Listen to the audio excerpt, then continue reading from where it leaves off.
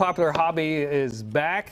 Back in the day is resurfacing during the pandemic. All right, Dave Grashoff caught up with a local expert learning more about sports card collecting. Take a look.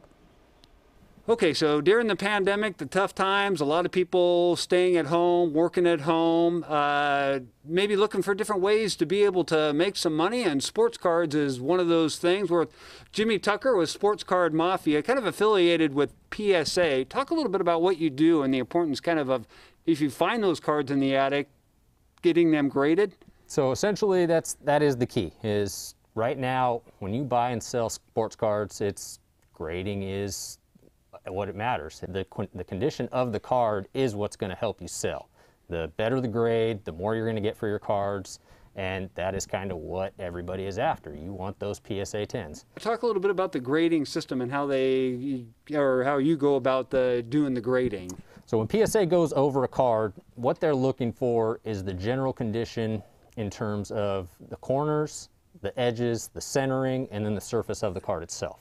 And they get into deep detail on how they grade that, but that is the most important thing, is the condition of the card. Yeah, because people from maybe the 70s and 80s think they might have that mint, and back in the day, mint meant, it was worth a lot of money, but not necessarily the case. Meant it didn't make it into your bike spoke kind of thing. It's when you start to get older vintage cards, they're not glossy, they're not, super straight. They become very hard to grade at that point. So that's why when you see these crazy sales of old cards and your Mickey Mantle stuff like that, that's why there's that kind of premium on them. It was almost impossible to grade high at that point. So yeah, when you see a $1 million card get sold, well, that's why. It's because that one person kept one in pristine condition all this time. Talk about, I know you brought us a series of cards. Just pull out probably the biggest selling card right now and what makes it so popular. So I would probably say right now your best selling card, it's going to be your 2018 Prism Luka Doncic rookie. PSA 10 right now is roughly going to go for about $1,600.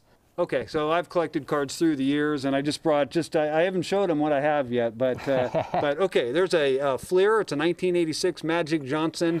Just kind of looking at that, is that a decent card? So I mean, just the nostalgia of a Magic Johnson card is going to be huge, but right out the gate, if you were to look at this, if PSA was to look at this, first thing they're going to notice, right here, you're centering left to right. Your left bar is going to be a little off compared to that right bar. So, if I was to guess, like I said, without seeing up close, probably a PSA 6. What piece of advice do you have for people if they want to send cards in?